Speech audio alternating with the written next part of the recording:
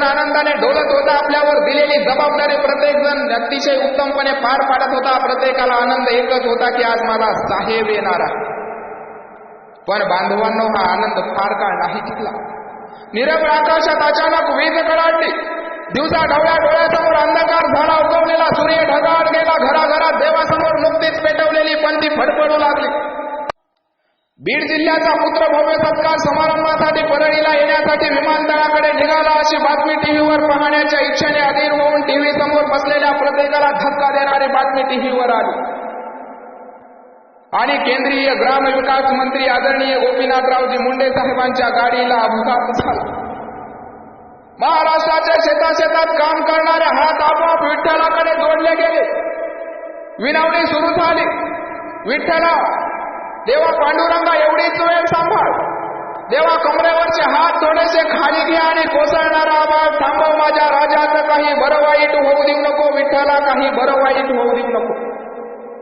आजपर्यंत देवा तुझ्याकडे काहीच मागितलेलं नाही. यापुढे दुसरे काहीही मागणे नाही. देवा, माझ्या राजाला सांभाळ.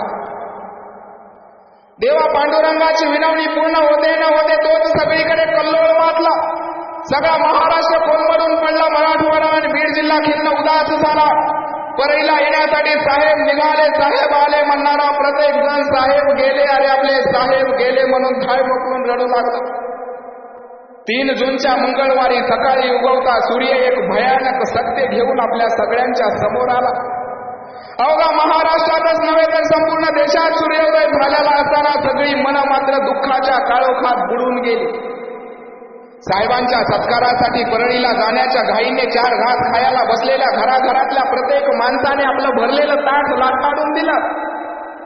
अरे, या महाराष्ट्रामध्ये, बीड जिल्ह्यामध्ये आणि मराठवाड्यामध्ये अनेक वेळा दुष्काळ पडला.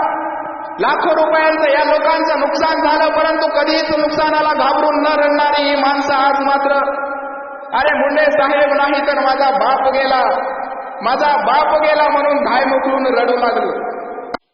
चुली पुढे बसून भाकरी भाजणाऱ्या, स्वयंपाक करणाऱ्या माता भगिनी चुली सरपणाऐवजी बांधवांना पाणी ओतलं. या बीड जिल्ह्यातील, मराठवाड्यातीच नव्हे तर या महाराष्ट्रातल्या कित्येक चुली विझल्या. पिठाच्या भरलेल्या हातांनी पदर तसाच तोंडावर धरून माता भगिनींनी कुठं गेलं माझं लेकरू म्हणून हंबरला फोडला. जो तो